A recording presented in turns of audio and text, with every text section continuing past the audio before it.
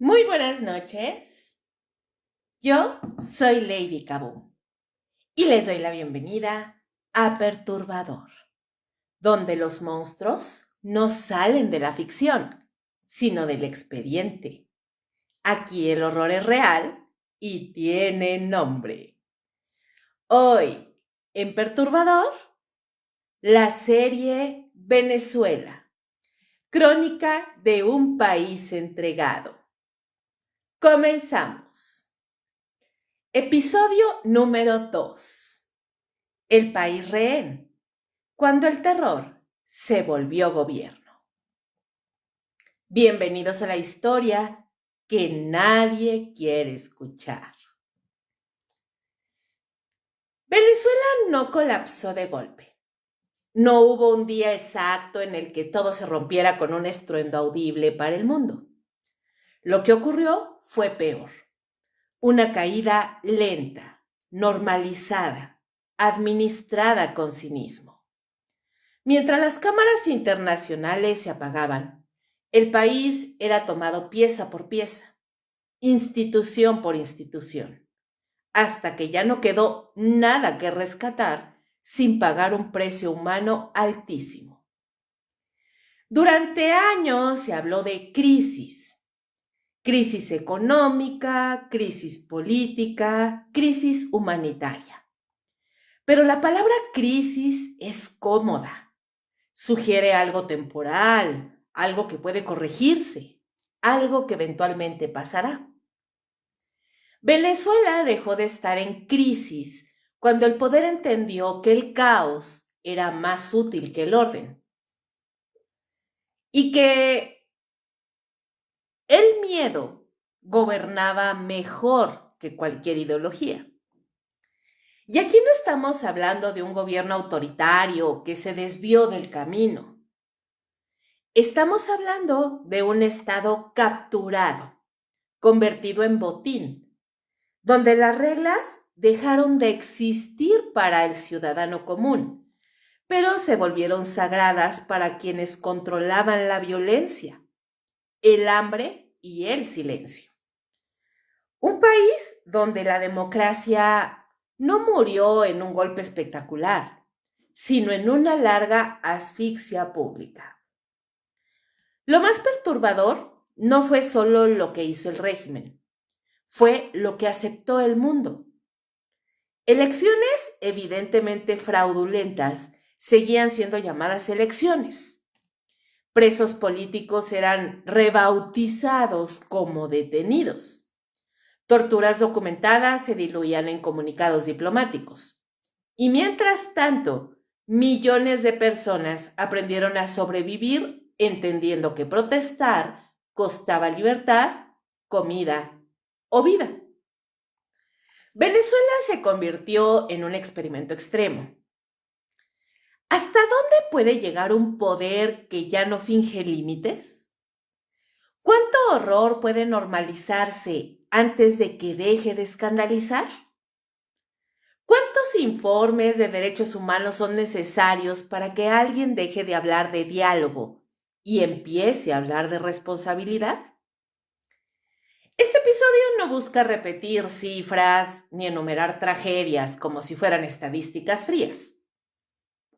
Busca explicar el diseño, porque nada de lo que ocurrió fue improvisado. La represión fue calculada, el fraude fue sistemático, la miseria fue inducida y el miedo fue administrado como política de Estado. Después de la muerte de Hugo Chávez, Venezuela no heredó una transición, heredó una estructura enferma, sostenida por lealtades compradas, tutelada desde afuera y blindada desde dentro. Lo que vino después no fue una desviación del proyecto, sino su evolución más honesta, una dictadura que dejó de fingir. Aquí vamos a hablar del momento exacto en que votar dejó de significar elegir, del punto donde disentir se convirtió en delito, de cómo el hambre sustituyó a la persuasión y la cárcel reemplazó el debate. Vamos a hablar de nombres, de lugares, de decisiones y de silencios que costaron generaciones enteras. Porque entender Venezuela no es entender un fracaso, es entender un secuestro. Y cuando un país es secuestrado, negociar con el secuestrador no es una solución, es parte del problema. Este es el relato de cómo Venezuela cruzó ese punto sin retorno y de por qué, después de esto, ya no quedaba nada que salvar sin romperlo todo.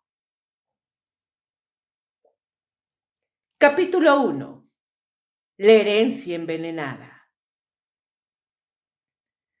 Hugo Chávez murió el 5 de marzo de 2013, pero el chavismo no murió con él.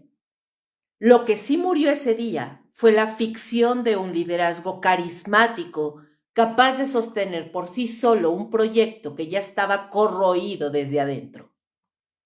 La enfermedad del presidente no solo debilitó al hombre, debilitó al sistema completo y dejó al descubierto algo que hasta entonces se había disimulado con discursos, cadenas y épica revolucionaria. El poder real no estaba institucionalizado, estaba personalísimo. La sucesión no fue un proceso político, fue una imposición. Chávez no eligió a Nicolás Maduro por fortaleza, lo eligió por ser dócil. No era el más popular, no era el más preparado, no era el más respetado dentro del propio chavismo. Era sencillamente la persona que menos amenazaba los equilibrios internos de una élite que ya estaba repartiendo el futuro del país. La famosa frase, "les dejo a Maduro como presidente", no fue una bendición, fue una orden. Desde ese momento Venezuela entra en una etapa distinta. Ya no se gobierna desde un centro de poder claro, sino desde un vacío que rápidamente fue ocupado por múltiples actores, cada uno defendiendo su parcela, su negocio y su impunidad. Maduro no heredó un Estado, heredó una mesa de mafias que necesitaban un rostro civil para mantener las apariencias. El primer dato incómodo es este. Maduro nunca fue un líder. Fue un simple administrador de lealtades ajenas. Su autoridad no se basó en legitimidad popular, sino en acuerdos internos. Eso explica por qué desde el inicio su presidencia estuvo marcada por una debilidad estructural. Ganó las elecciones de 2013 por un margen mínimo, en un proceso cuestionado desde el primer día, y en lugar de intentar legitimarse, optó por blindarse. Ese blindaje no vino del pueblo, vino de las Fuerzas Armadas, de los servicios de inteligencia y de una tutela extranjera que ya llevaba años incrustada en el aparato del Estado venezolano. Cuba.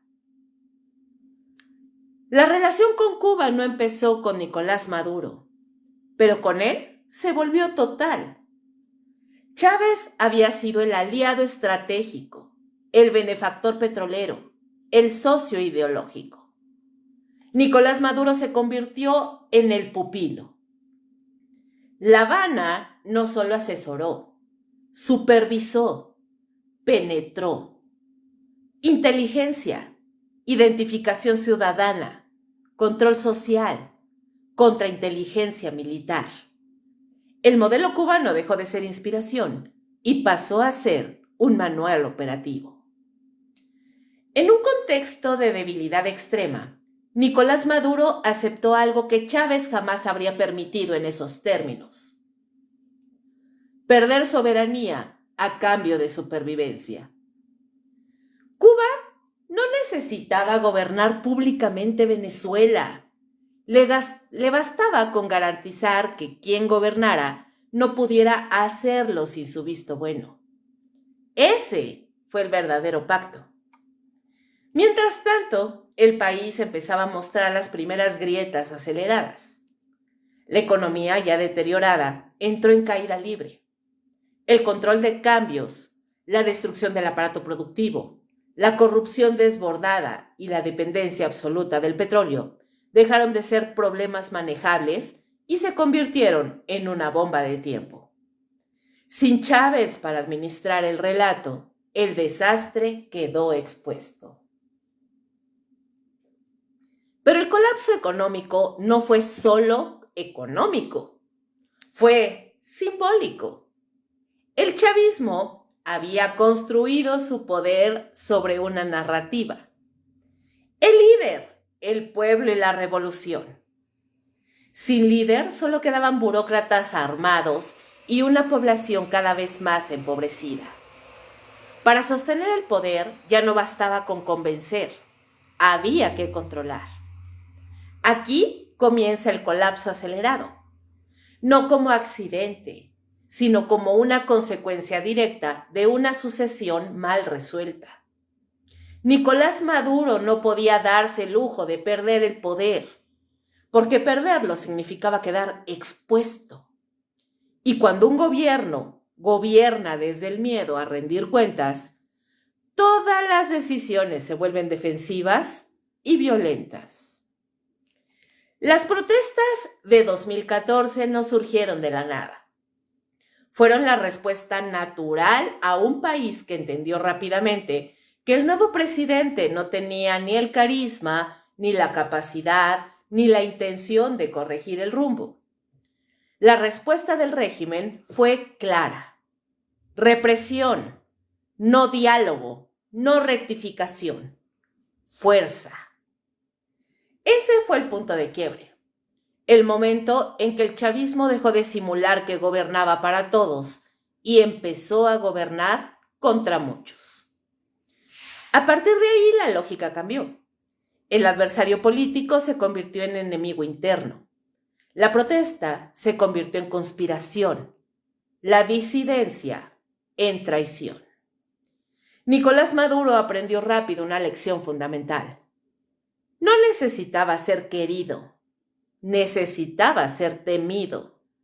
Y para eso era indispensable rodearse de figuras que entendieran el poder no como servicio, sino como botín.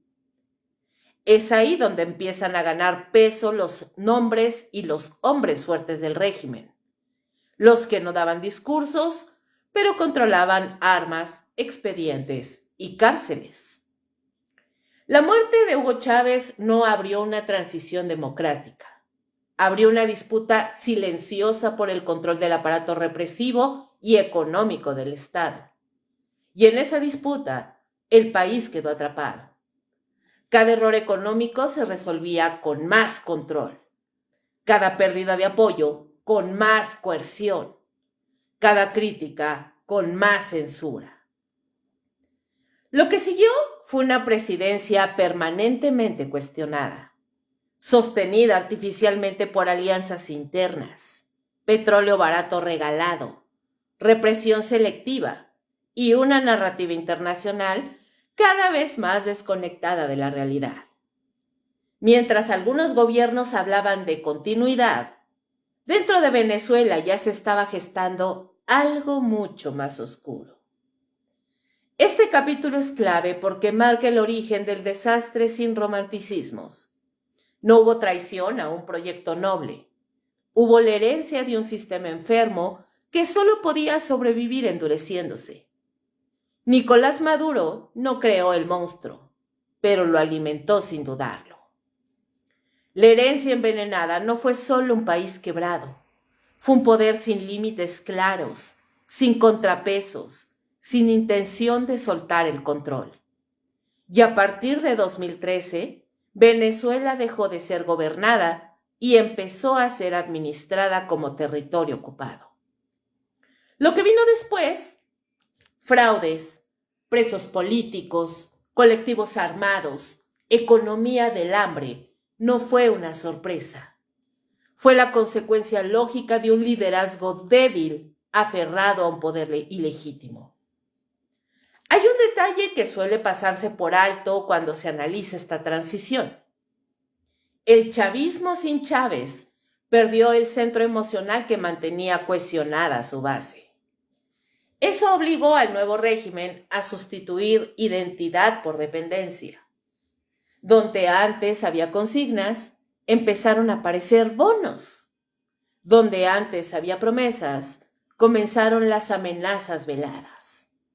El Estado dejó de pedir apoyo y empezó a exigir obediencia. Maduro no llegó a un país estable que luego se deterioró. Llegó a un país al borde del colapso y decidió empujarlo para asegurarse de que nadie más pudiera gobernarlo. Esa lógica explica por qué, incluso cuando aún había margen para corregir, se eligió profundizar el desastre. Un país empobrecido es un país controlable. Un país con miedo es un país dócil. La herencia envenenada también incluyó una fuerza armada profundamente politizada, acostumbrada a privilegios y negocios. En lugar de reformarla, Nicolás Maduro la convirtió en pilar de su supervivencia. Ascensos, ministerios, empresas, impunidad. El mensaje fue directo. Mientras lo sostengan, el poder también será suyo. Así, la muerte de Chávez no marcó el final de una era, sino el inicio de otra más cruda, menos ideológica y más cínica. Una etapa donde ya no se gobierna para convencer, sino para resistir. Y cuando un gobierno solo resiste, todo a su alrededor se degrada. Con esto queda anclado el episodio 2 en el tiempo, no como un relato abstracto, sino como una cadena de decisiones tomadas desde el miedo, la ambición y la conciencia de que el poder, una vez perdido, no ofrece segundas oportunidades. El poder real, quien manda de verdad. Nicolás Maduro ocupa la silla presidencial, pero no ocupa todo el poder. Esa es la primera verdad incómoda que hay que decir sin rodeos. En Venezuela no gobierna un hombre, gobierna una estructura. Una red de intereses donde cada figura clave controla una parcela específica del Estado y donde la lealtad no se gana con ideas, sino con impunidad, dinero y miedo. Hablar del régimen como si fuera un bloque homogéneo es un error. Lo que existe es una corporación criminal con división de funciones. Como cualquier organización de este tipo, tiene operadores políticos, brazos armados, fiscales de fachada y voceros que legitiman el abuso. Maduro no manda solo porque nunca pudo. Su debilidad inicial lo obligó a compartir el poder desde el primer día. El primer nombre inevitable es Diosdado Cabello. No es presidente, pero es uno de los hombres más temidos del país. Su poder no viene de un cargo específico, sino de su historial, sus conexiones militares y su capacidad de intimidación. Cabello representa el ala dura del chavismo original, la que entiende el poder como dominación absoluta.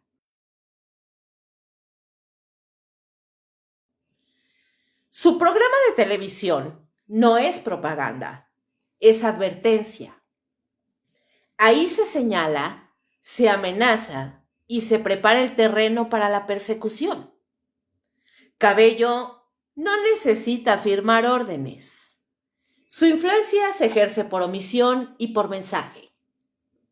En un sistema donde nadie quiere ser el siguiente señalado, basta con una mención para que jueces, fiscales y cuerpos de seguridad actúen. Su rol es claro: mantener cohesionada a la base dura mediante el miedo interno y externo. Vladimir Padrino López. Este hombre ocupa otro espacio clave, el control militar. Como ministro de la Defensa durante años consecutivos, se convirtió en el garante de la lealtad armada al régimen. Su poder no está en los discursos, sino en la cadena de mando. En Venezuela, sin el respaldo militar, no hay gobierno que sobreviva. Y Vladimir Padrino lo sabe. La relación entre Nicolás Maduro y Vladimir Padrino es transaccional. El presidente necesita las Fuerzas Armadas para mantenerse. Las Fuerzas Armadas, a su vez, necesitan privilegios para poder obedecer. Empresas, ministerios, contrabando, control de puertos y alimentos. La politización militar dejó de ser ideológica y pasó a ser económica. El mensaje fue simple. Mientras sostengan al régimen, el régimen los protege. Delcy Rodríguez. Ella cumple un rol distinto, pero igual de estratégico. Es el rostro diplomático del cinismo. Su función es negar la realidad con lenguaje técnico, maquillar sanciones como agresiones y justificar lo injustificable en foros internacionales. Delcy no gobierna territorios, gobierna narrativas. Es la encargada de vender una imagen de legalidad donde no la hay. Junto a ella opera su hermano, Jorge Rodríguez, el arquitecto del control político interno. Si Delcy le habla al mundo, Jorge le habla al sistema. Controla procesos electorales, diálogos ficticios, mesas de negociación sin intención real. Su especialidad es ganar tiempo, simular apertura mientras se cierran todas las salidas reales. Es el ingeniero del desgaste opositor. Jorge Rodríguez entiende algo fundamental. No hace falta eliminar a toda la oposición. Basta con fragmentarla, cansarla y desacreditarla. Su papel ha sido diseñar escenarios donde siempre parezca que algo se está moviendo, cuando en realidad todo está estancado por diseño. Tarek William Saab. Él completa el engranaje desde el Ministerio Público. Su rol es otorgar apariencia legal a la persecución. Donde antes había fiscales independientes, ahora hay acusadores políticos. Tarek Saab no investiga delitos del poder, los blanquea, persigue selectivamente, archiva estratégicamente y convierte la ley en herramienta de castigo. El Ministerio Público dejó de ser un órgano de justicia y pasó a ser un departamento de control. Con Tarek William Saab, la impunidad se institucionalizó. No es que no haya delitos, es que no se investigan si vienen del lado correcto. Eso garantiza lealtad. Quien obedece no teme consecuencias. Lo importante es entender esto. Todas estas figuras, personajes, no responden a una ideología común, responden a un interés compartido. Permanecer, sobrevivir y no rendir cuentas.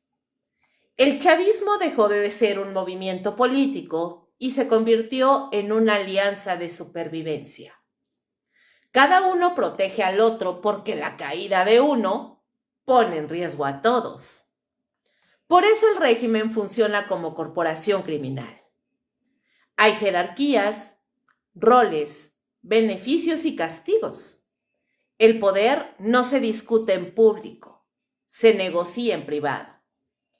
Las diferencias internas no se resuelven con elecciones, se resuelven con desplazamientos, exilios forzados o silencios impuestos.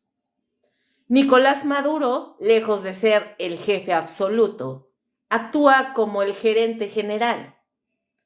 Coordina, equilibra, reparte. Su función principal no es gobernar bien, sino evitar que la estructura se fracture. Cualquier intento de reforma real sería percibido como amenaza interna. Por eso no hay correcciones profundas, pues corregir implicaría tocar intereses. Esta lógica explica por qué el régimen resiste incluso en condiciones extremas. No se sostiene por apoyo popular. Se sostiene porque todos los que mandan perderían demasiado si el sistema colapsa. La lealtad no es emocional, es calculada. No es patria o muerte, es impunidad o cárcel.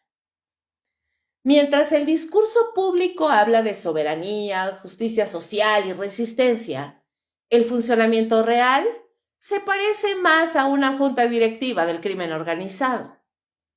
Cada miembro sabe qué controla, qué gana y qué pierde. Y todos saben que salir del poder no es una opción.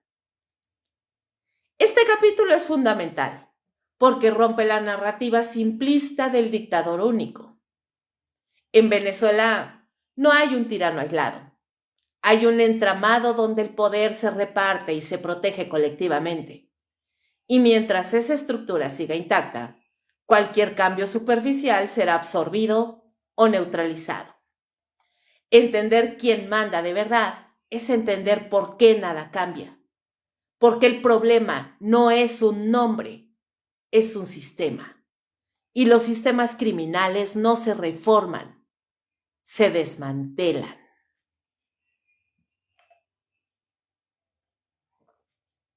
El fraude como sistema.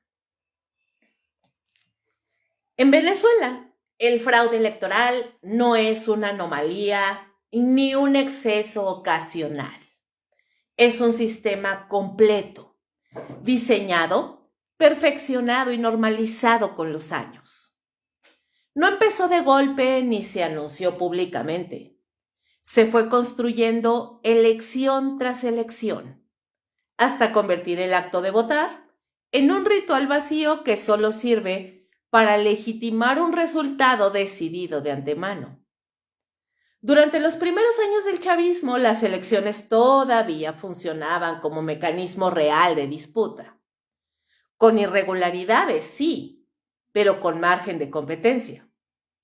Ese margen empezó a desaparecer cuando el poder entendió que podía perderlo.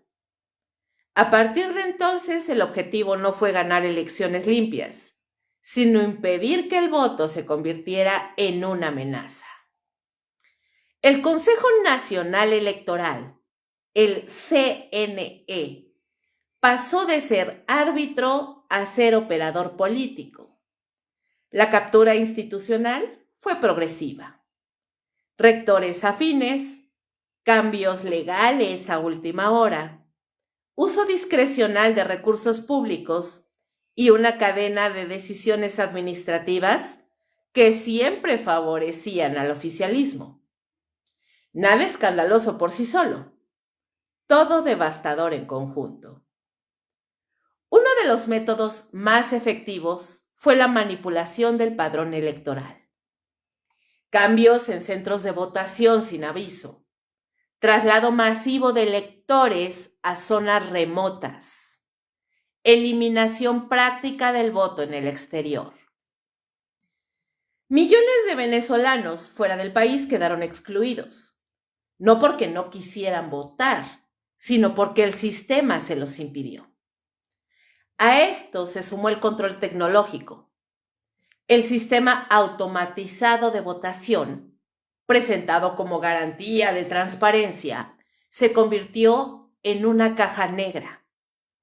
Empresas proveedoras auditorías parciales, observadores seleccionados. En 2017, incluso la empresa encargada del sistema denunció públicamente manipulación de cifras. Fue una confesión que en cualquier democracia habría provocado elecciones nuevas. En Venezuela no pasó nada. Las inhabilitaciones políticas completaron el cerco.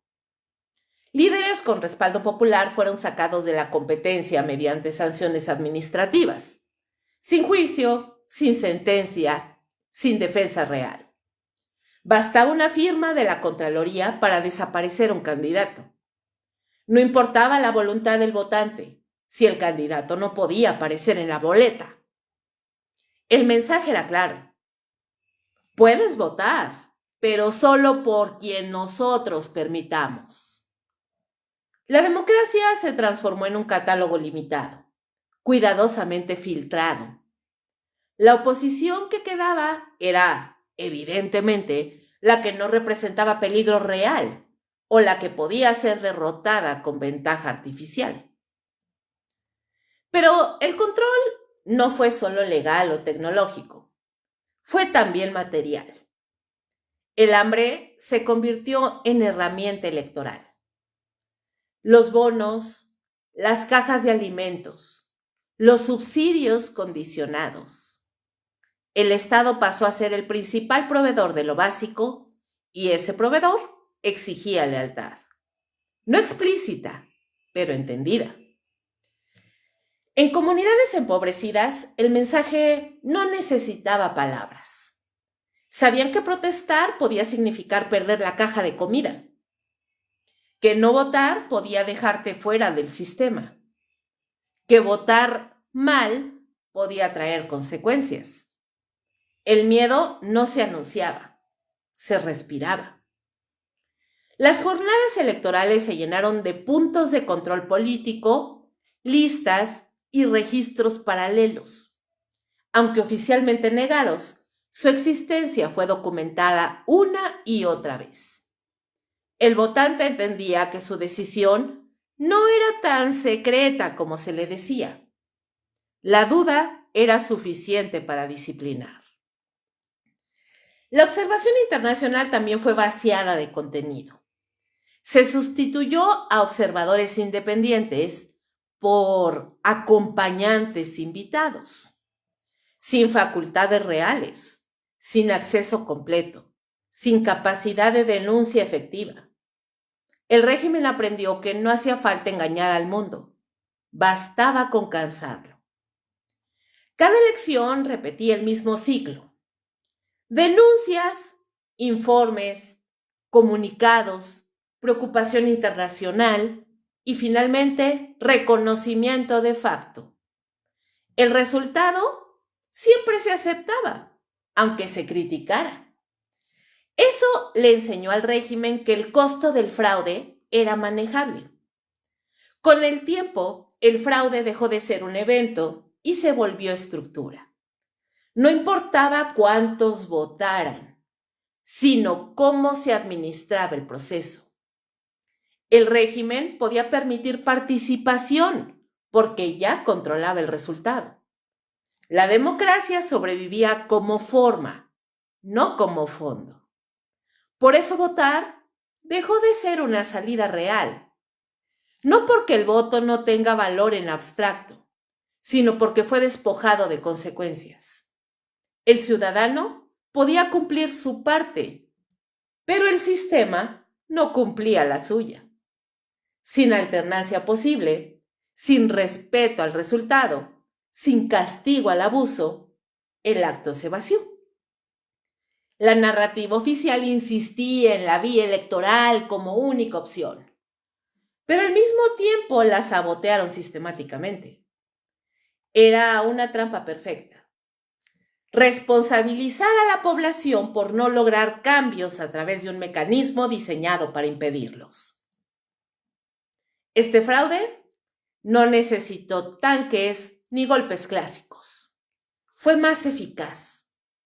Se disfrazó de legalidad, se apoyó en procedimientos, se escondió en tecnicismos. Por eso fue tan difícil de combatir y tan fácil de normalizar. Al final, el sistema electoral venezolano no colapsó. Fue transformado en una herramienta de control. Y cuando una dictadura controla las elecciones, votar deja de ser un derecho y se convierte en una puesta en escena. Oposición tolerada, oposición castigada. En Venezuela, la oposición no desapareció, simplemente fue administrada. El régimen entendió pronto que eliminarla por completo sería costoso y torpe. Mucho más eficaz era permitir una oposición controlada, funcional, predecible y castigar de forma ejemplar a cualquier liderazgo que intentara romper ese cerco. Así se construyó un ecosistema político donde la disidencia existe, pero solo hasta donde el poder la necesita. La diferencia entre oposición tolerada y oposición perseguida nunca fue ideológica, fue operativa. No se trataba de izquierda o derecha, moderados o radicales. Se trataba de quién podía movilizar gente, quién podía ganar elecciones reales, quién podía convertirse en amenaza. A esos últimos se les aplicó todo el peso del aparato estatal. La oposición tolerada cumplía un rol específico: simular pluralidad, participar en elecciones con reglas amañadas, firmar comunicados, sentarse a negociar y llamar a la calma. Era la oposición que aceptaba los límites impuestos, que protestaba sin desbordar, que denunciaba sin romper. Su existencia servía para sostener el discurso de que en Venezuela sí hay democracia. La oposición castigada, en cambio, fue sistemáticamente neutralizada. Inhabilitaciones políticas, juicios fabricados, campañas de difamación, exilio forzado y cárcel. Cada vez que surgía un liderazgo con capacidad real de arrastre, el sistema reaccionaba. No importaba si era institucional o de la calle, si hablaba de elecciones o de presión internacional. Si crecía demasiado, se convertía en un objetivo. La fragmentación de la oposición no fue un accidente ni una incapacidad natural. Fue inducida, incentivada y premiada. El régimen aprendió a dividir, infiltrar y enfrentar a los adversarios entre sí.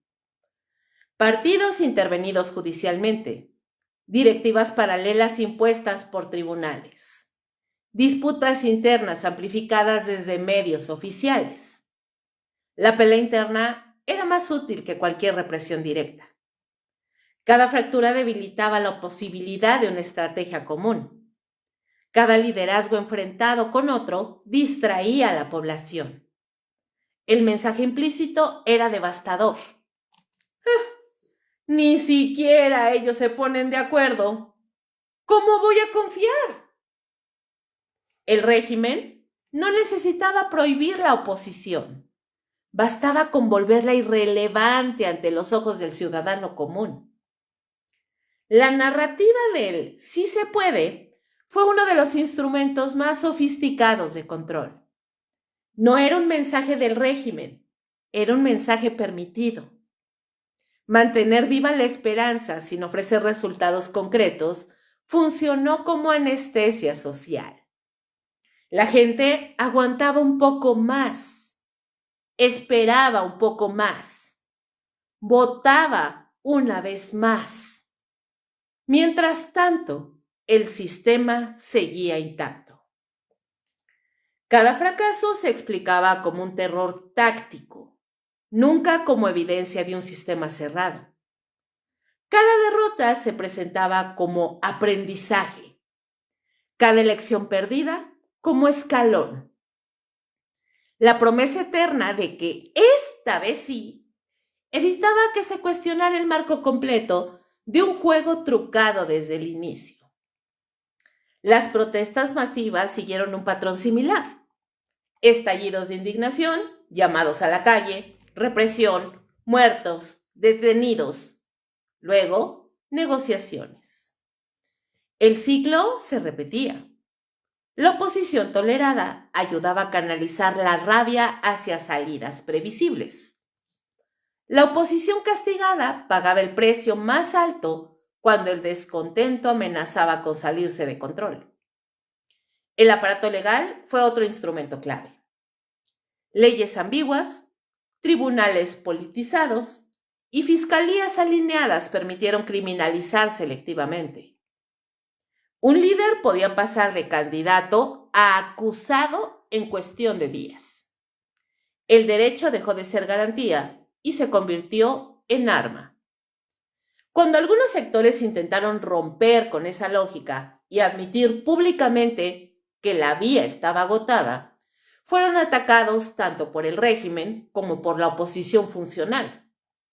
Se les acusó de radicales, irresponsables, incluso de colaborar con el enemigo.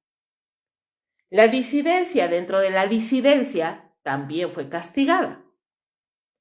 El castigo no siempre fue inmediato. A veces fue lento, administrativo, psicológico. Retiro de financiamiento, bloqueos mediáticos, cancelación de espacios, aislamiento político. Otras veces fue brutal y directo. Detenciones arbitrarias, allanamientos, amenazas a familiares. El mensaje era coherente y constante. Salirse del guión tiene consecuencias. El control mediático jugó un papel clave. Voces opositoras incómodas fueron sacadas de señal, perseguidas judicialmente o empujadas al exilio. En contraste, figuras opositoras funcionales mantuvieron espacios, entrevistas y cobertura. La visibilidad también se convirtió en una herramienta de premio o castigo. El régimen aprendió incluso a reciclar opositores. Figuras que antes habían sido críticas pasaron a ocupar espacios permitidos. No necesariamente por corrupción directa, sino por agotamiento, por miedo o simple cálculo. El sistema no exigía lealtad ideológica, solo como comportamiento predecible y útil. Esta dinámica generó una profunda desconfianza social. La gente dejó de creer no solo en el gobierno, sino en la política misma. La palabra oposición se vació de sentido. Para muchos venezolanos, todos parecían parte de lo mismo, aunque no lo fueran. Ese cinismo fue uno de los mayores triunfos del régimen. Porque una sociedad que no confía en nadie es una sociedad inmóvil. Y la inmovilidad es el mejor aliado de una dictadura. No hacía falta convencer, solo cansar. No hacía falta ganar, solo desgastar, dilatar y confundir. La comunidad internacional, al observar una oposición aparentemente activa, también cayó en la trampa. Mientras hubiera elecciones, diálogos y comunicados, muchos gobiernos prefirieron hablar de crisis política y no de una dictadura. La oposición tolerada funcionó también como coartada externa. La oposición castigada terminó fuera del tablero, ya sea presos, exiliados o simplemente silenciados. La oposición tolerada permaneció, pero sin capacidad real de cambio. El resultado fue un país atrapado entre una dictadura consolidada y una alternativa sistemáticamente mutilada. Este no fue un error de la oposición ni un accidente histórico. Fue una arquitectura de poder diseñada para perpetuarse. Mientras existiera una oposición que sirviera de decorado, el régimen podía seguir afirmando que el problema no era el sistema, sino la falta de unidad. Y así, durante años, Venezuela vivió la paradoja de tener oposición sin posibilidad real de alternancia, una disidencia permitida para que nada cambie y una disidencia castigada para que nadie más lo intente. Esta estrategia tuvo un efecto acumulativo. Generación tras generación aprendió que participar no cambiaba resultados y que liderar tenía costos personales altísimos. El miedo se internalizó. La autocensura se volvió una norma. Ese aprendizaje forzado explica por qué, aun cuando surgían oportunidades, la respuesta social era cautelosa. Esa es una de las herencias más silenciosas y profundas de este periodo. Presos políticos. El mensaje del miedo. Y bueno, en Venezuela, un preso político no es solo alguien privado de libertad por razones políticas. Es un mensaje, es una advertencia viva dirigida al resto de la sociedad. El régimen no encarcela únicamente para castigar a quien disiente, sino para educar al que observa. Cada detención tiene un destinatario invisible. Millones de personas que aprenden por repetición hasta dónde pueden llegar sin consecuencias fatales. Un preso político en Venezuela puede ser un dirigente, un estudiante, un militar, un sindicalista, un médico, un periodista o un ciudadano común que estuvo en el lugar equivocado, en el momento equivocado, diciendo lo que no debía. No existe un perfil único. Esa ambigüedad no es un error, es parte del diseño. Cuando cualquiera puede ser el siguiente, todos bajan la voz. Las detenciones arbitrarias se convirtieron en una herramienta rutinaria. Órdenes de aprehensión sin ningún sustento, allanamientos nocturnos, operativos sin identificación, traslados sin notificarle a los familiares ni a sus abogados. En muchos casos, ni siquiera se informaba formalmente el delito. La incertidumbre inicial era parte del castigo.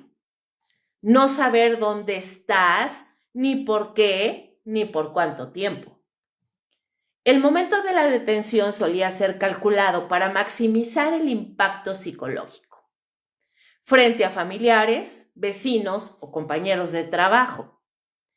En la madrugada, cuando el cuerpo está más vulnerable. O en espacios públicos para que el miedo se vuelva colectivo. El mensaje no era discreto, era ejemplar. Una vez detenido, el preso político entraba en un limbo legal. El acceso a abogados era limitado o simplemente inexistente. Las audiencias se postergaban indefinidamente. Las imputaciones cambiaban según la conveniencia del caso. Traición a la patria, terrorismo, instigación al odio, conspiración. Delitos demasiado amplios, vagos, imposibles de refutar en un sistema judicial controlado. Los juicios simulados eran la norma.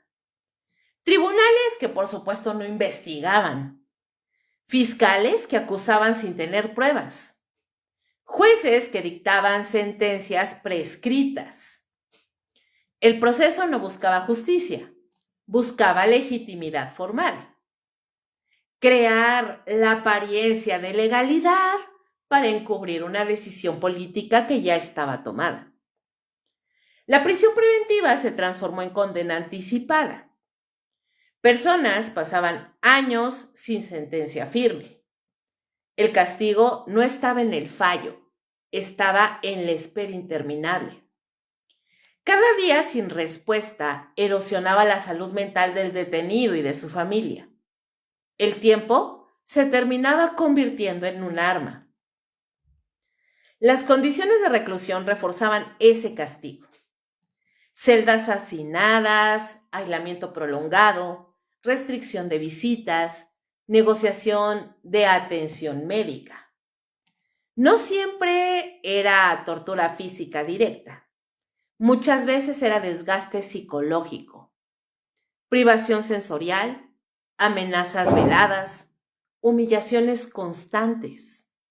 El objetivo no era quebrar, tampoco matar, era simplemente debilitar.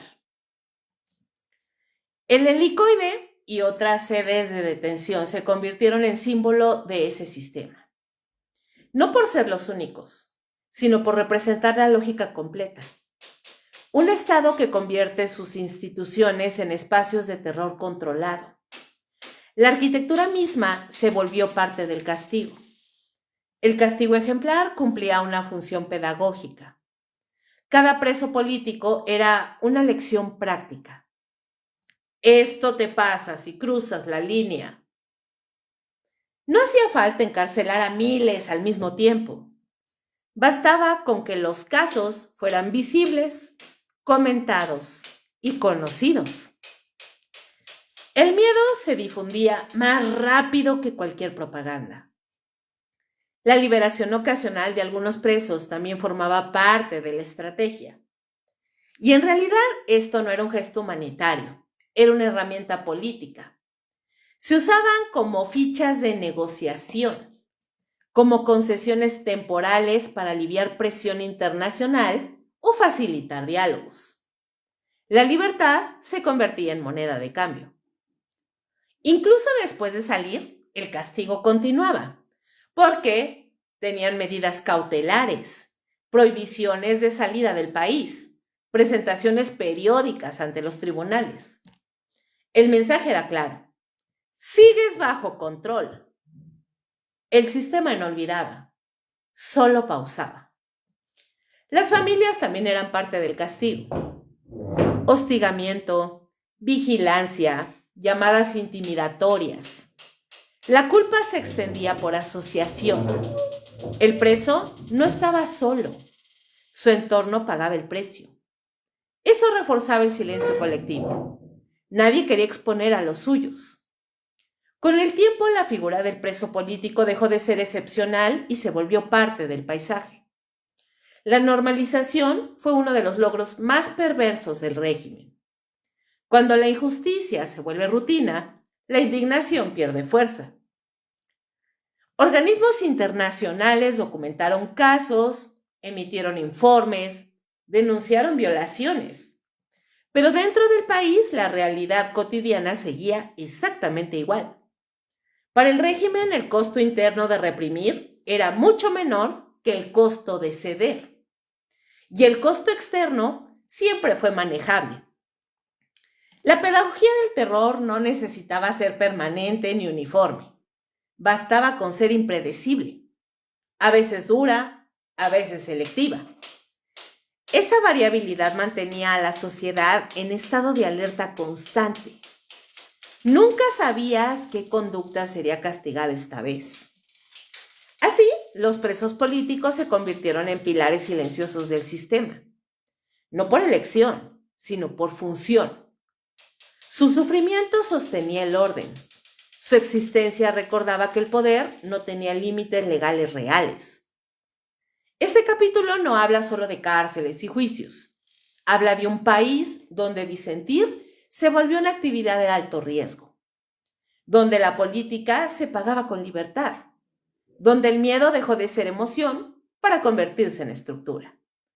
Y mientras existan presos políticos, el mensaje sigue activo. No importa cuántos salgan mientras otros entren.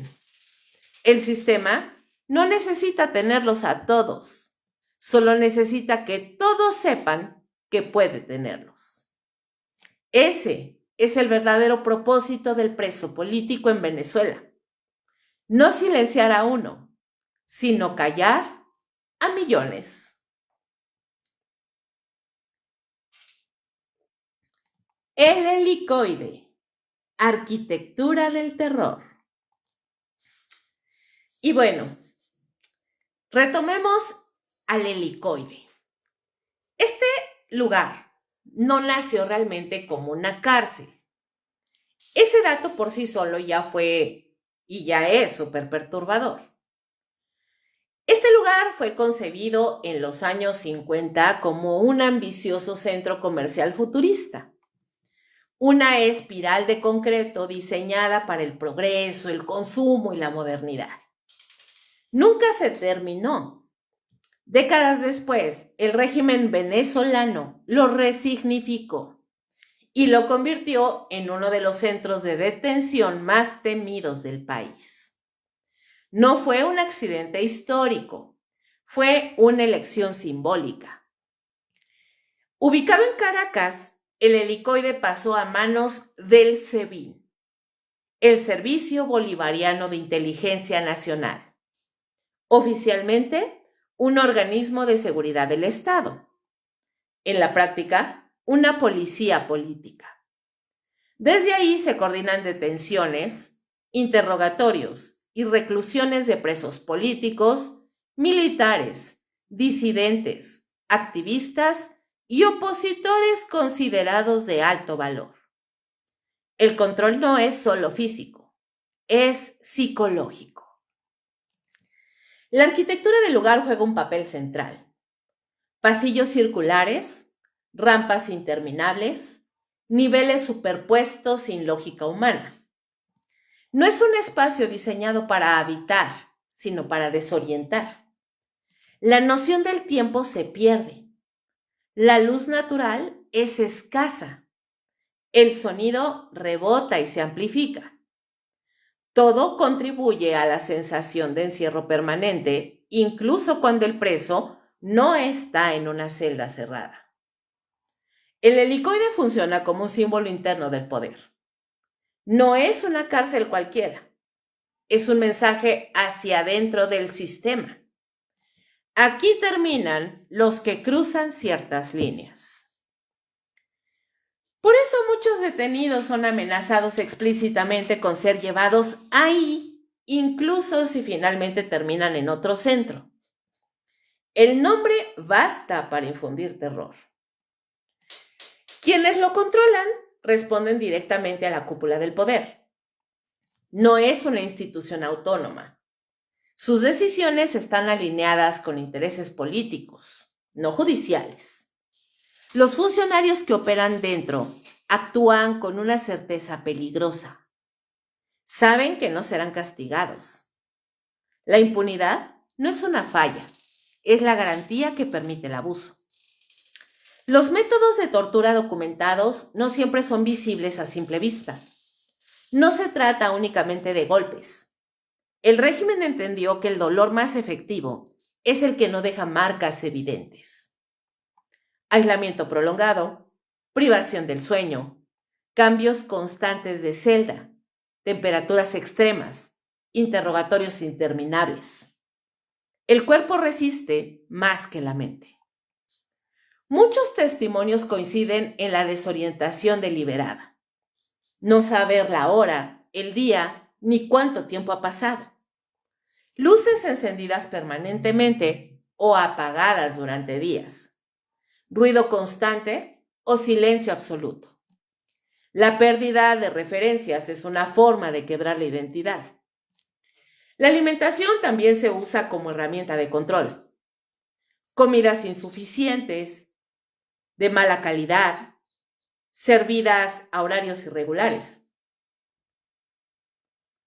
El hambre debilita, vuelve dócil, reduce la capacidad de resistencia.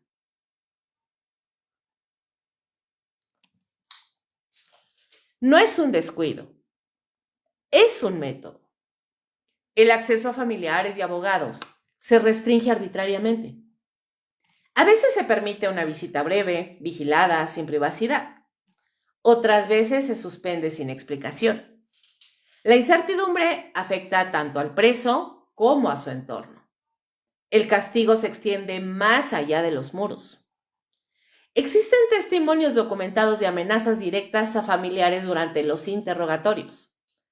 No siempre se ejecutan, pero no es necesario. El miedo anticipado cumple su función. El mensaje es claro. Podemos tocar a los tuyos. El helicoide también cumple una función de clasificación. No todos los presos reciben el mismo trato. Algunos son considerados negociables, otros ejemplares. Esa distinción define el nivel de presión aplicada. El detenido nunca sabe en qué categoría está. Esa duda permanente aumenta la ansiedad.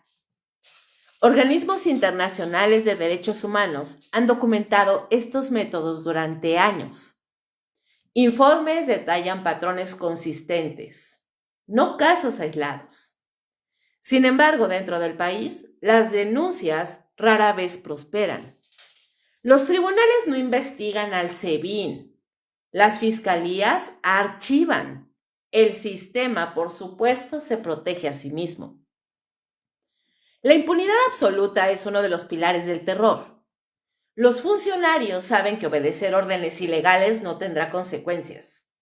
La cadena de mando diluye responsabilidades. Nadie firma nada, nadie deja rastro. Todo se hace por instrucciones superiores.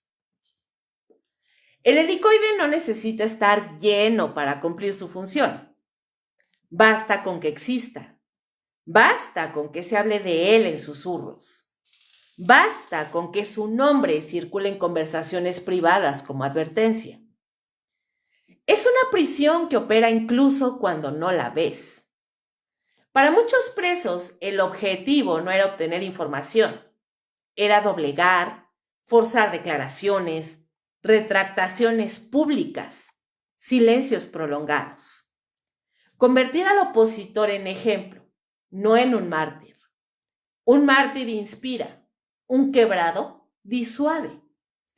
Algunos detenidos fueron liberados tras meses o años con medidas cautelares. Otros siguen ahí. Otros salieron del país.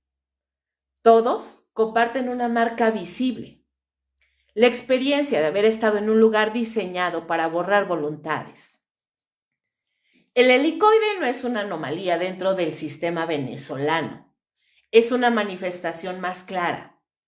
Representa la fusión entre Estado, miedo y arquitectura.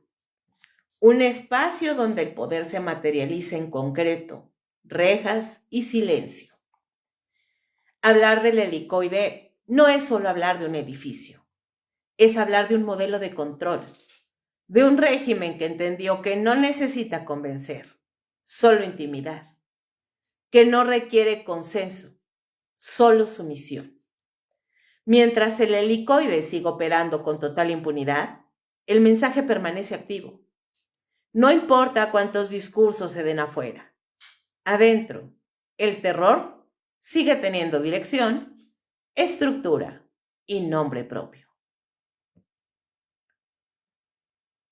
Colectivos. Cuando el Estado arma a civiles.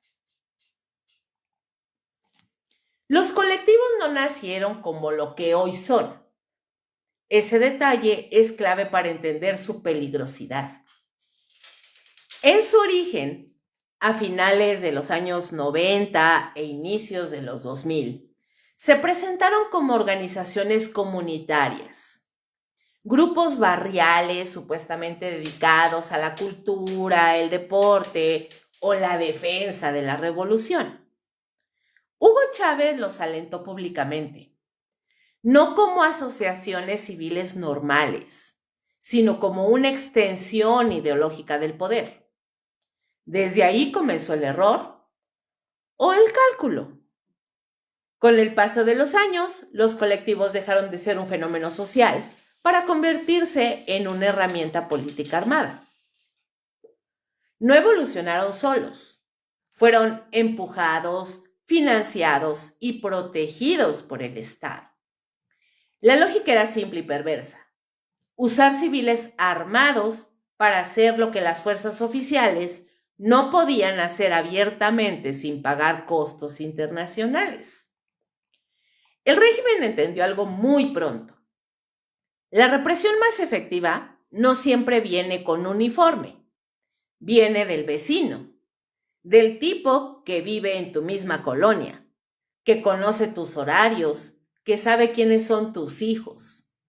Cuando el miedo no viene de arriba, sino de al lado, se vuelve cotidiano, íntimo, imposible de escapar.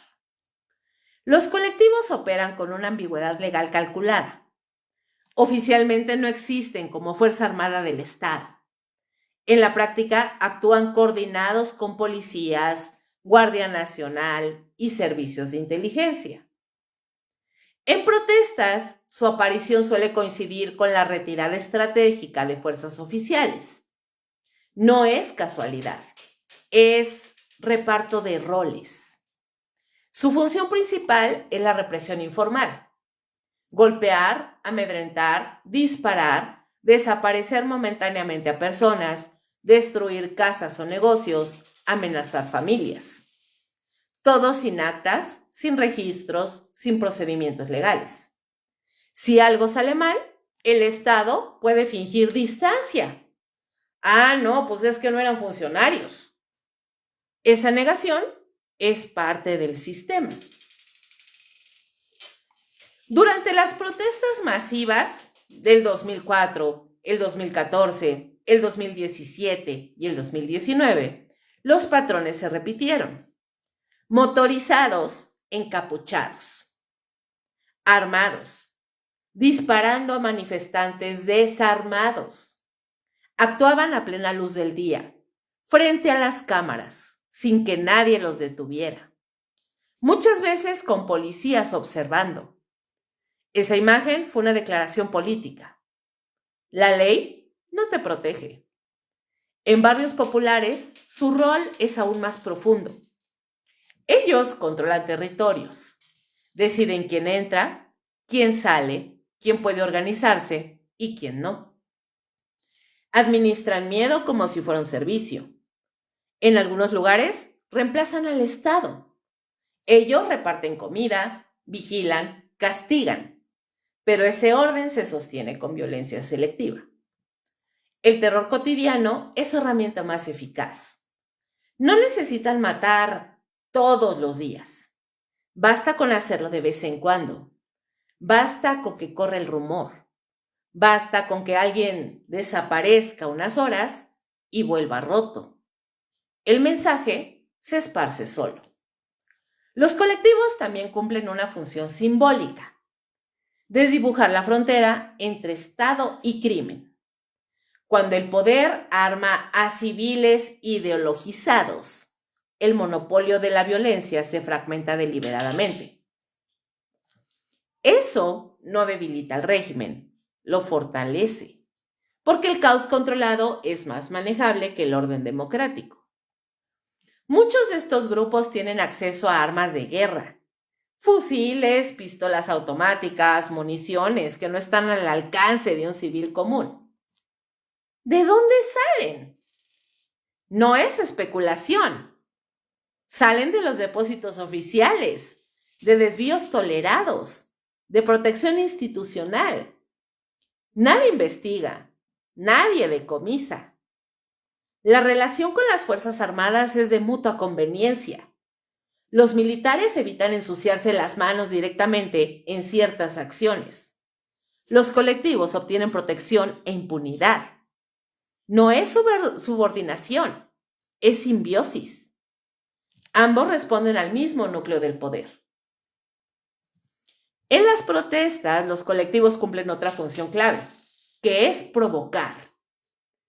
Infiltran manifestaciones, generan violencia inicial, justifican la represión posterior. El relato oficial se construye rápido. ¡Uy, fueron disturbios! ¡Hubo vandalismo! ¡Había grupos armados! El origen real se diluye. Para el ciudadano común, la amenaza es constante y difusa. No sabes quién es colectivo y quién no. No hay insignias claras, no hay protocolos. Eso multiplica el miedo. La sospecha se instala en la vida diaria. El silencio se vuelve autoprotección. Muchos testimonios coinciden en lo mismo. Denunciar a un colectivo es inútil y peligroso. Las autoridades no actúan. A veces alertan al propio grupo denunciado. El denunciante queda expuesto, el castigo llega después. No inmediato, pero llega. Los colectivos también operan como mecanismo de control electoral. Intimidan votantes, vigilan centros, presionan comunidades enteras. No necesitan falsificar actas si logran que la gente no salga a votar o vote con miedo. La coerción sustituye al fraude técnico. En algunos casos, estos grupos se mezclaron con economías criminales: extorsión, contrabando, narcotráfico local. El régimen lo sabe. A veces lo tolera. A veces lo usa. La línea entre militancia y crimen se vuelve irrelevante cuando ambos sirven al mismo fin: sostener el poder. El impacto psicológico es devastador. Vivir bajo colectivos no es vivir bajo ley, es vivir bajo arbitrariedad. Hoy estás a salvo, mañana no. Hoy eres invisible, mañana eres el objetivo. Esa incertidumbre paraliza cualquier intento de organización social. El Estado no perdió el control frente a los colectivos, se lo cedió. Esa diferencia es fundamental. No fue debilidad, fue una estrategia. Gobernar a través del miedo descentralizado reduce costos políticos y aumenta el control territorial. Mientras existan colectivos armados y protegidos, no hay posibilidad real de normalidad democrática. No hay protesta segura, no hay disidencia protegida, no hay vida civil plena. El terror se vuelve paisaje. Los colectivos son la prueba viva de que el régimen no gobierna solo con leyes ni instituciones, sino con miedo administrado. Son el recordatorio constante de que la violencia no es un exceso, es una política. La economía del sometimiento.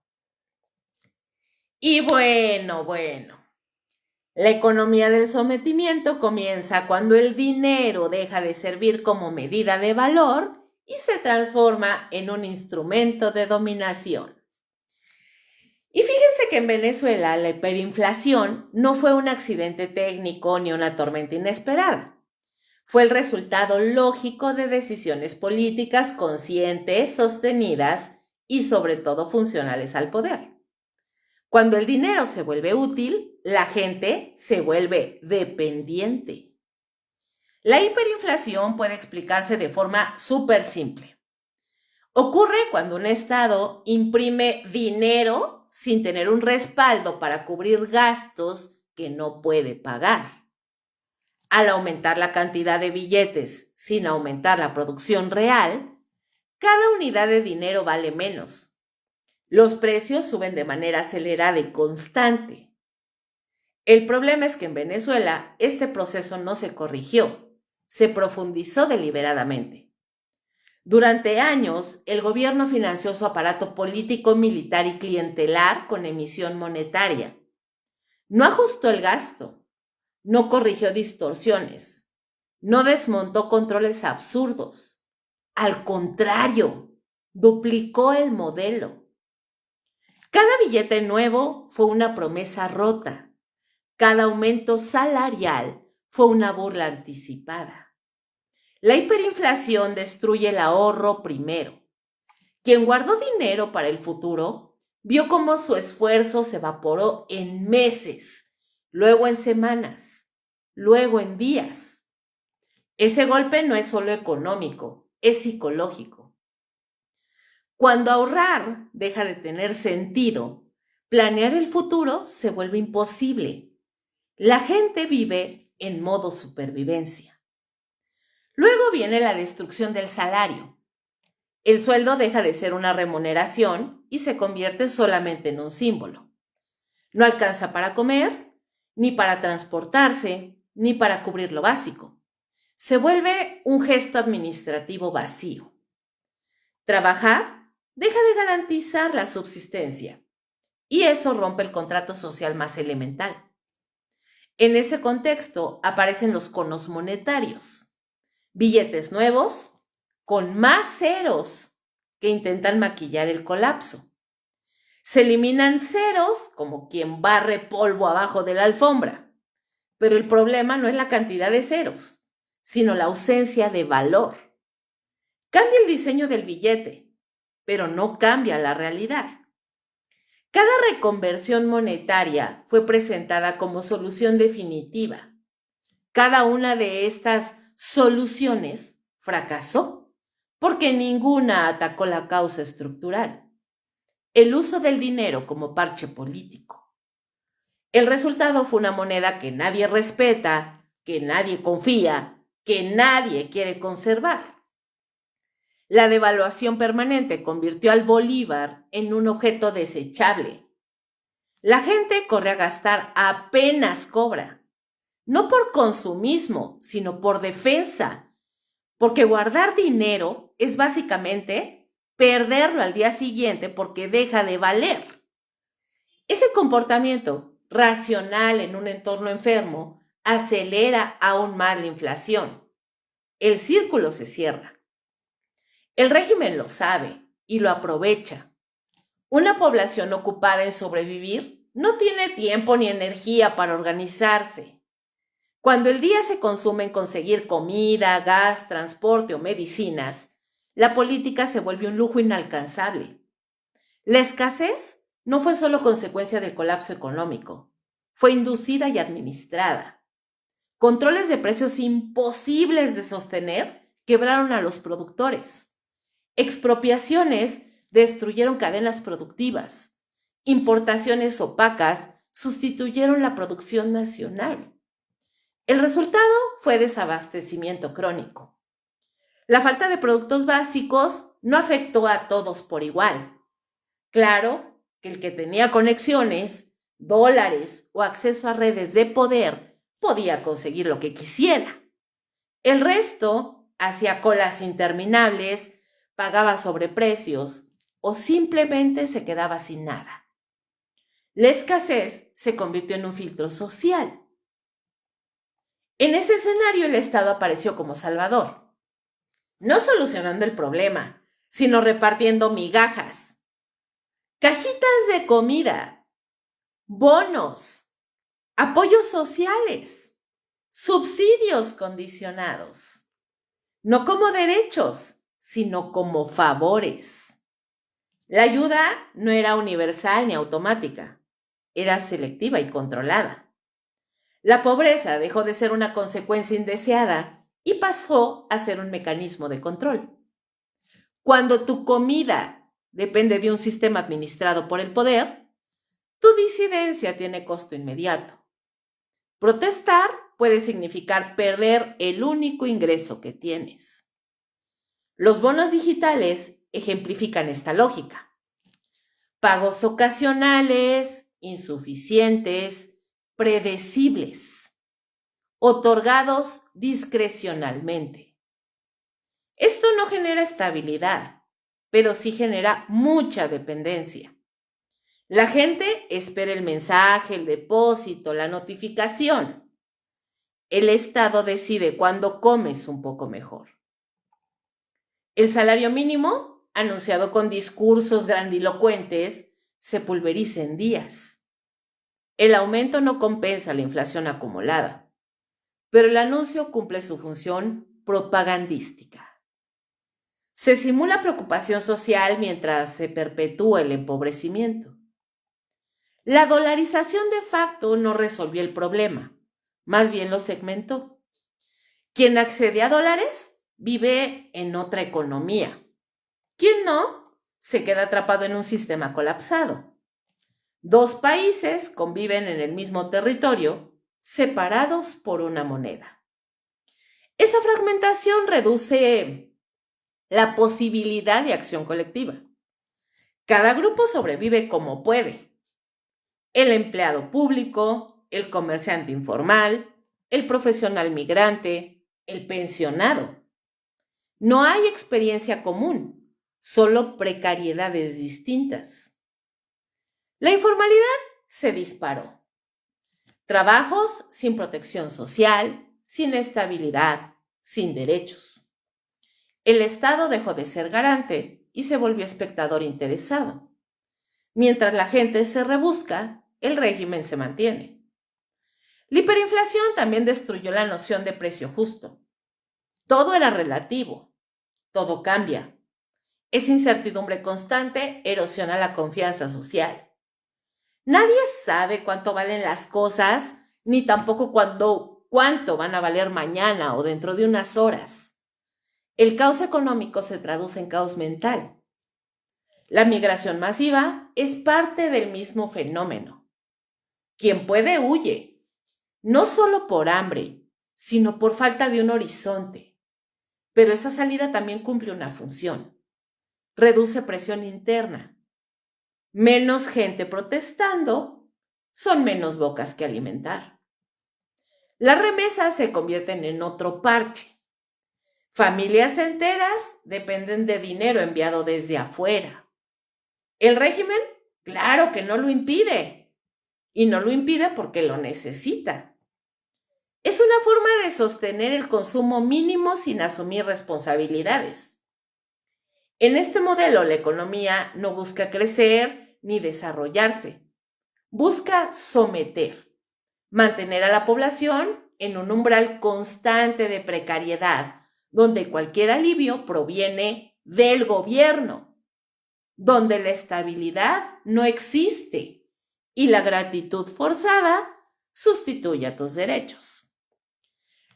La hiperinflación, la devaluación, los salarios simbólicos y la escasez no son fallas aisladas. Son piezas de un mismo engranaje. Un sistema donde el hambre no es error, sino una herramienta. Cuando comer depende del silencio, la economía deja de ser un asunto técnico y se convierte en un arma política. En Venezuela, el dinero no organiza la vida, la disciplina. Otro elemento central fue la destrucción deliberada de los servicios públicos como parte del mismo sistema económico. Electricidad inestable, agua intermitente, transporte colapsado y hospitales sin medicinas y sin insumos obligaron a la población a pagar soluciones privadas en un contexto de ingresos inexistentes. El costo de vivir se disparó mientras la capacidad de pago desaparecía. La precariedad se siguió normalizando. La ausencia de servicios también reforzó redes informales controladas por actores cercanos al poder. Plantas eléctricas, cisternas, tanques de gas y transporte irregular se convirtieron en negocios paralelos. No eran mercados libres, eran mercados capturados. El ciudadano no elegía, aceptaba. El colapso productivo cerró cualquier posibilidad de movilidad social. Sin crédito, sin inversión, sin reglas claras, emprender se volvió una hazaña de alto riesgo. Muchos negocios sobrevivían solo mientras no llamaran la atención del Estado o de grupos armados locales. Crecer era peligroso. Destacar, peor. La policía fiscal fue inexistente para el ciudadano común y asfixiante para quien intentaba producir. Impuestos arbitrarios, multas improvisadas y fiscalizaciones selectivas funcionaron como mecanismos de extorsión. El mensaje era claro: producir sin permiso tiene consecuencias. La banca, reducida a su mínima expresión, dejó de cumplir su rol. Sin financiamiento, sin ahorro y sin crédito, la economía quedó amputada. El dinero circulaba, pero no construía. Todo era inmediato, precario y reversible.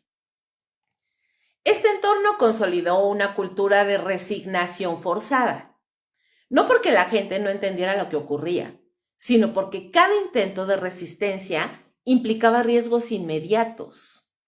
La economía castigaba la desobediencia antes que la policía. El régimen convirtió la gestión del desastre en una rutina. Gobernar ya no consistía en mejorar condiciones, sino en administrar la escasez sin que se desbordara. Mantener a la población justo por debajo del umbral de explosión social. Ese equilibrio perverso se sostuvo por propaganda y miedo. Se culpó, por supuesto, a los enemigos externos, a las sanciones, y se inventaron conspiraciones. Nunca se le echó la culpa a las decisiones internas. La narrativa protegía al poder mientras el hambre hacía el resto. Así la economía dejó de ser un espacio de intercambio y se transformó en un campo de control. Cada transacción recordaba quién mandaba. Cada dificultad reforzaba la dependencia del Estado. Cada alivio reafirmaba la subordinación. En Venezuela, la pobreza no solo empobreció bolsillos, empobreció expectativas, tiempo y energía. Y esa fue quizá la operación más efectiva del régimen: convertir la supervivencia en ocupación permanente. El resultado final fue una sociedad agotada, no por ignorancia, sino por desgaste. La lucha diaria contra la inflación y la escasez consumió la capacidad de imaginar alternativas. Ese cansancio colectivo fue capitalizado políticamente. Cuando el régimen hablaba de estabilidad, se refería a esto: una población que ya no espera, solo resiste. Se refería a un país donde el colapso se volvió paisaje y la indignación un recuerdo intermitente. La economía del sometimiento no necesita prosperidad para sostenerse, necesita control del ritmo de vida. Mientras el ciudadano corra detrás del dinero que se disuelve, no correrá detrás del poder que lo provoca. Ese es el núcleo del modelo: administrar carencias para gobernar voluntades y prolongar la dominación de manera indefinida. Cuando negociar ya no sirve. Durante años se repitió la misma promesa como un mantra colectivo: hay que negociar. Negociar con el régimen, negociar elecciones, negociar garantías, negociar salidas, negociar tiempos, negociar precios, negociar migajas. Esa palabra se convirtió en refugio psicológico para una comunidad internacional incómoda y para una sociedad agotada que necesitaba creer que aún existía una puerta racional de salida. Pero hay una verdad incómoda que este episodio obliga a decir sin anestesia: no todo poder es negociable. Y el régimen venezolano dejó de serlo hace mucho, mucho tiempo. Negociar implica dos partes que reconocen límites. Implica costos. Implica concesiones reales. Implica sobre todo que el poder tenga algo que perder.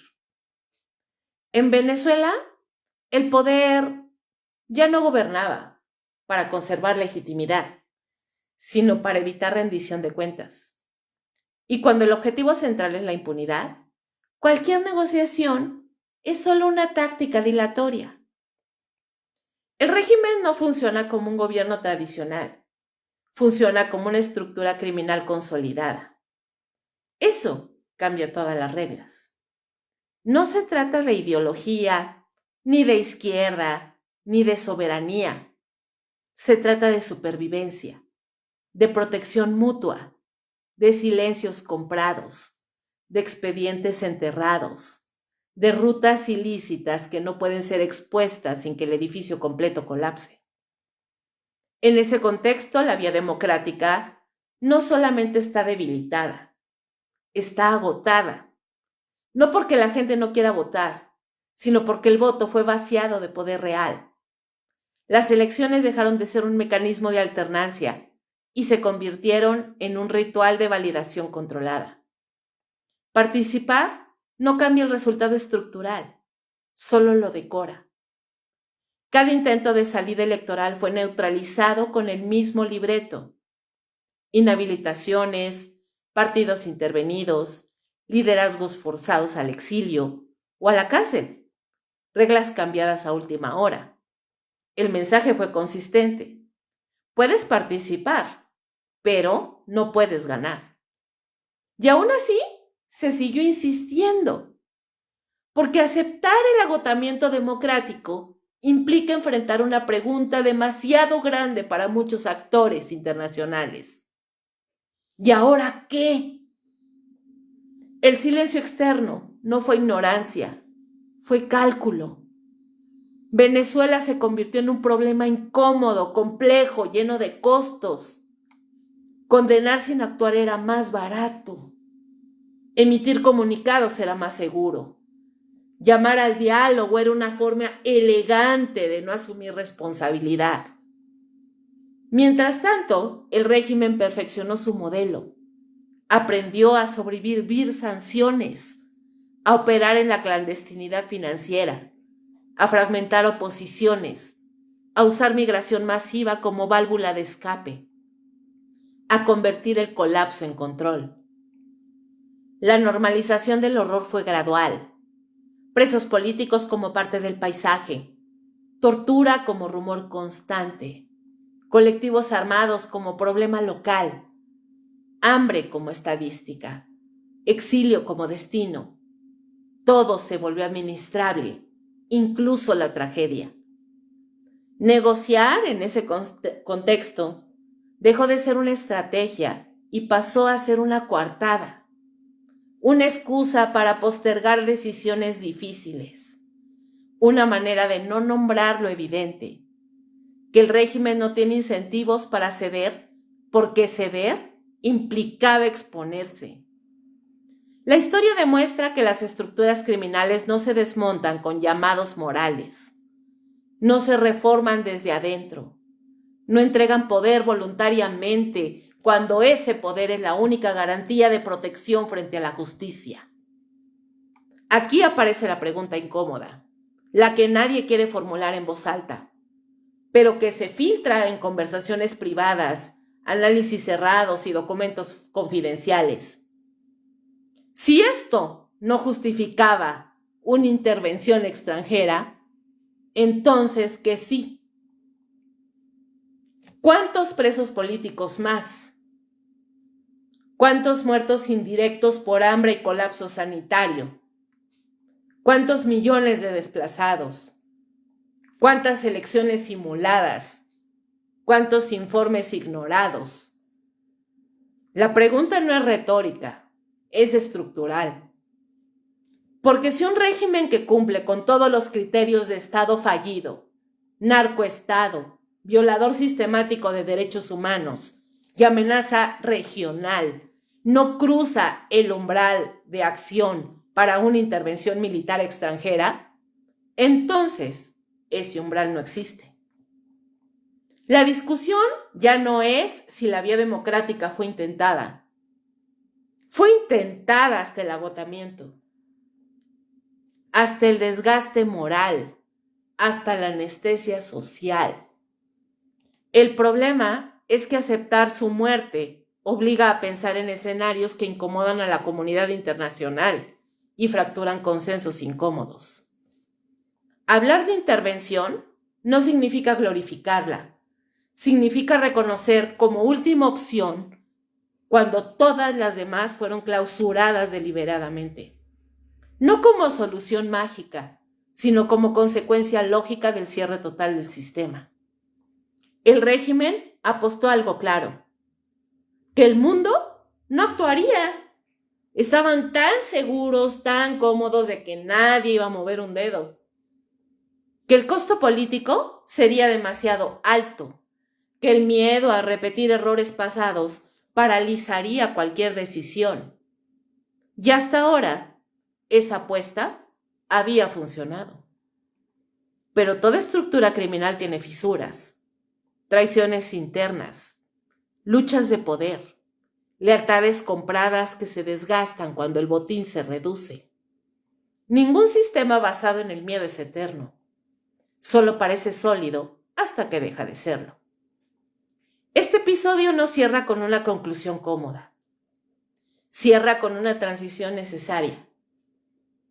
Porque entender por qué negociar ya no servía es el paso previo para analizar lo que vino después. El episodio 3 de la próxima semana no va a hablar de teorías, va a hablar de hechos, de rutas, de nombres, de alianzas oscuras, de traiciones internas, de cómo Venezuela dejó de ser una dictadura para convertirse en un narcoestado funcional, de cómo el poder ya no solo oprime, sino que trafica. Y finalmente la pregunta que incomoda a todos. ¿Qué pasa cuando capturar al jefe se convierte en una opción real? ¿Qué ocurre cuando la intervención deja de ser tabú y pasa a ser un cálculo? Aquí termina el episodio 2. No con una respuesta, sino con una advertencia. Los invito a seguir el hilo del terror y lo inexplicable mañana a las 10 en punto de la noche, hora de México, en la hora macabra, en vivo por Facebook Live. Les recuerdo que este capítulo estará disponible en un ratito en mi canal de YouTube y Spotify, donde me pueden encontrar como Cabún Podcast. Síganme y formen parte de esta comunidad siniestra. Y si quieren escuchar leyendas y cuentitos cortos de terror y más, entren a mi canal de WhatsApp. Muchísimas gracias por acompañarme en esta emisión especial de la serie Venezuela de Perturbador. Muy buenas noches y como siempre les deseo, dulces pesadillas. Nos escuchamos la próxima semana con el capítulo número 3 de esta serie Venezuela y les recuerdo que es el capítulo final. No se lo vayan a perder. Próximo viernes, 10 en punto de la noche. Muy buenas noches. Muchas gracias. ¡Chao, chao!